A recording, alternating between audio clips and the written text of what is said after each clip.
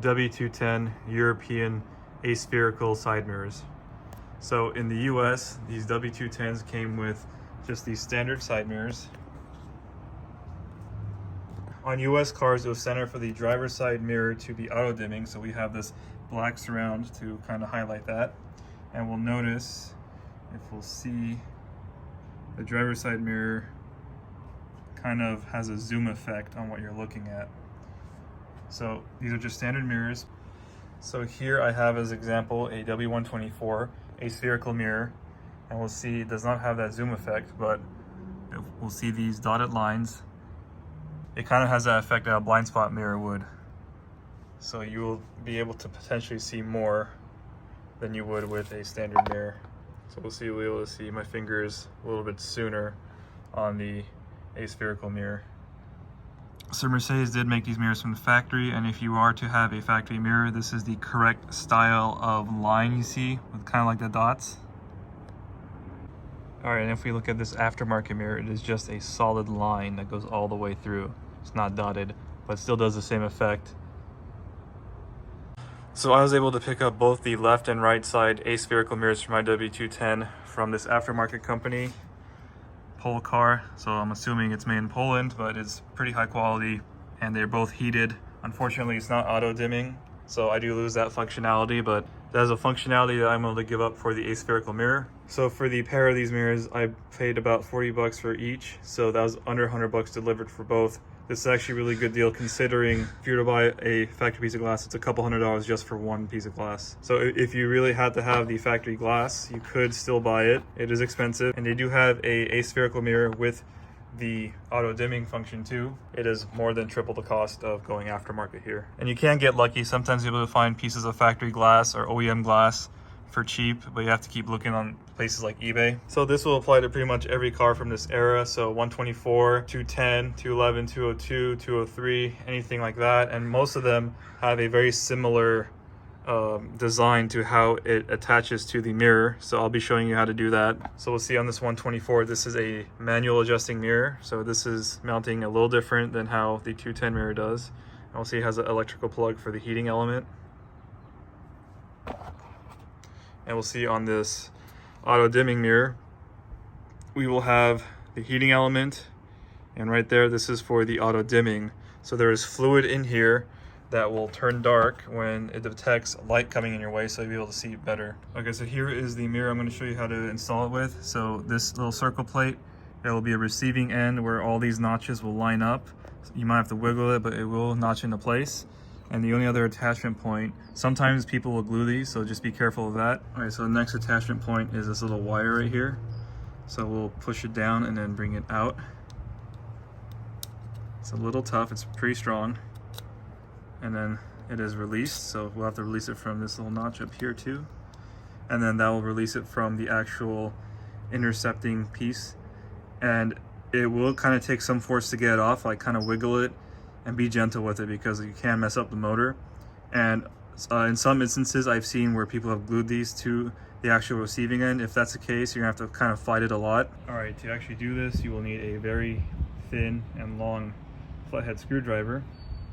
And I'd also recommend taping up your mirror as well so you don't scratch it. And to get started, we will move the mirror down and towards the car as much as possible, and then we will have to kind of push it the rest of the way to get as much access as we can. So removal, as we'll see this clip, we will push it down. It might be easier if you have thin fingers to use your finger. So you'll go down, and that is released right now, see?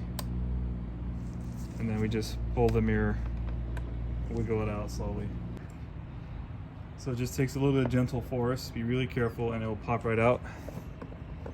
And then once it's out, we just have these connectors, positive and negative, just for the heating element. They pop right out. And that's all there is to it. And also for a driver's side, don't forget to unclip the connector for the auto dimming function. All right, now that the mirrors are removed, we can see the difference between them. We'll be able to see how much sooner the garage door ends on the bottom one. So you get to see just a little bit more. So this is really good for traffic. So we'll see on the one on the right, we will get to see that the garage door on the top of us, you'll see it a bit sooner. We'll see that other house there sooner. So this allows you to view more in the same amount of space. And this will take a little bit of getting used to. And we'll see the only other difference is no objects in the mirror are closer than they appear. So this is just a nice clean piece of glass. And like I said, this one has the solid line instead of the dotted line. And here's the back. We'll see that they're very similar. Connectors in the same spot. The arm goes in the same spot. And then we'll see on this one, I took the arms off, but the arms go in the same spot as well. Just make sure all that stuff matches. This one does not have the same markings, but it functions pretty much the same. All right, install is pretty easy. We'll grab our clip and attach it before we put it in. So we'll get it kind of started a little bit like that. Leave it a little bit open so it will attach. Then we will connect our electric connectors.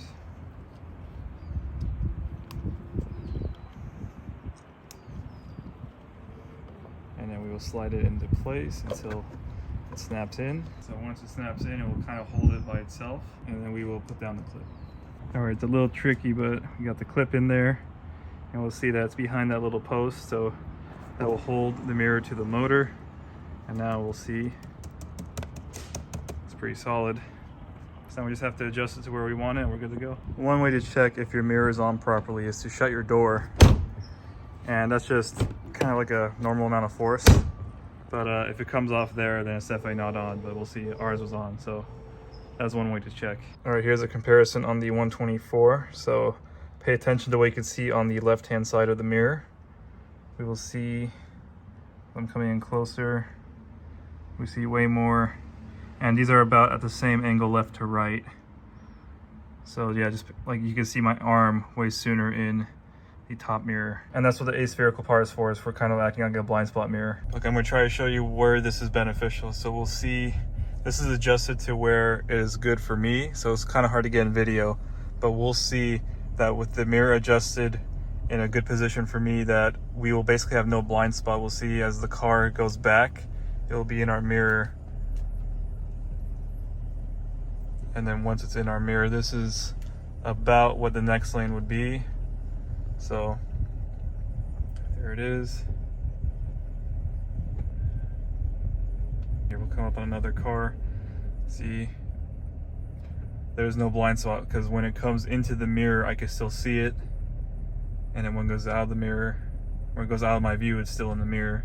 So effectively, this will potentially eliminate any blind spots. So we'll see the same thing on the next car. I saw both in my field of view and in the mirror. Okay, now for the driver's side, it is at a good position for me. Here we are passing this car, and we'll see it goes in my mirror before it leaves my sight. And that is kind of the benefit to that mirror. So if you tilt your head, you definitely get to see a lot. So this is really good to kind of help kind of reduce your blind spots. And even though this is not the factory type zoom mirror, I do prefer this just because I get to see a little bit more. And it's gonna be kind of hard to see, but I'm gonna place the factory mirror back where it was. We'll see that it is definitely more of a zoomed view, which is nice, but we do see less of our left side. So, well, this actually shows a little bit less, but it does show it in a bigger view. So some people might prefer that. And like I said, this one is not auto dimming like the factory piece is. From this position, look how much more of that car we can see. And then when we put this in its place, almost the same position, we don't see quite as much. So I know it's probably difficult to kind of perceive what I see in person, but this definitely does help you able to see more like throughout the lanes of traffic. This is especially helpful on the highway where I could potentially see up to 2 lanes on my left side or on my right side. So I could definitely anticipate more cars coming if I were to switch lanes. So while this is not a factory piece of glass, it is still very good. I don't mind living with that solid line versus the dotted, and not having the auto dimming function doesn't bother me at all. The factory glass with the kind of zoomed view is kind of nice, but I would definitely give it up for being able to see just a little bit more. All right, and there it is, the W210 European aspherical mirrors. So this also does apply to W202, W124, W211, anything from that era really. Anything that has a similar style mirror or the way the mirror attaches. So those instructions I gave were definitely applicable to pre-facelift 210, W202, W203, W211, and probably more cars. So just check how the mirror attaches to the motor, and the same instruction should apply. So I'll post a link in the description on where you can buy these for the pre-facelift and facelift W210s. They are different, but they attach the same way, so these instructions will apply. And I will also post part numbers down below if you do wish to buy a factory piece of glass. They might still be available for your car, so just check with your dealer. They are pricey though, so just be warned. If you have any questions, please feel free to comment them below. If you found this video helpful, please give it a thumbs up, and thank you for watching.